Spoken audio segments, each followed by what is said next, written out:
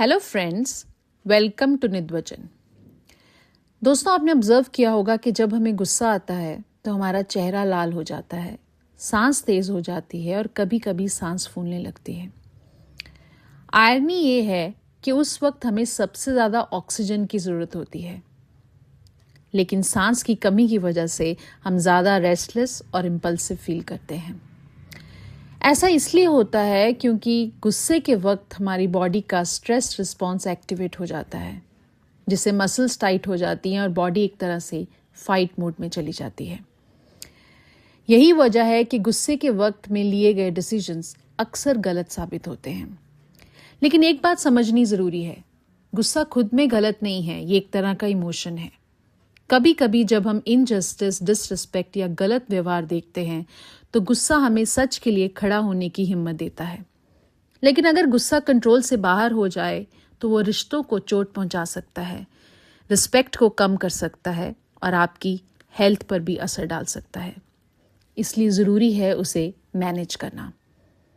कुछ practical strategies हैं जो उसमें हमें मदद कर सकती हैं। सबसे पहली है डीप ब्रीदिंग प्रैक्टिस। जब गुस्सा आए तो तुरंत लंबी लंबी सांसें लीजिए, 4 से 5 बार। स्लोली सांस अंदर लीजिए और धीरे से बाहर छोड़िए। ये बॉडी को सिग्नल देता है कि सिचुएशन कंट्रोल में है।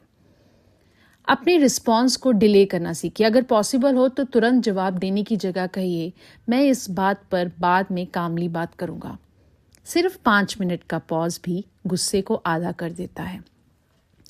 Physical movement is very good. थोड़ा चलना, पानी पीना या शॉर्ट वॉक लेना बॉडी की एक्स्ट्रा टेंशन को रिलीज कर देता है।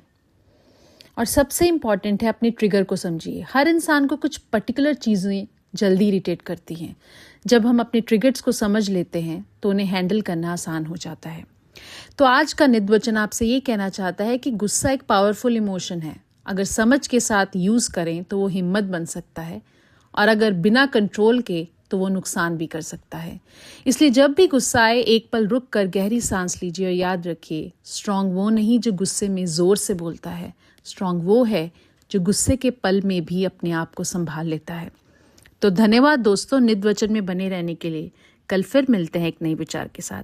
तब तक के लिए टाटा।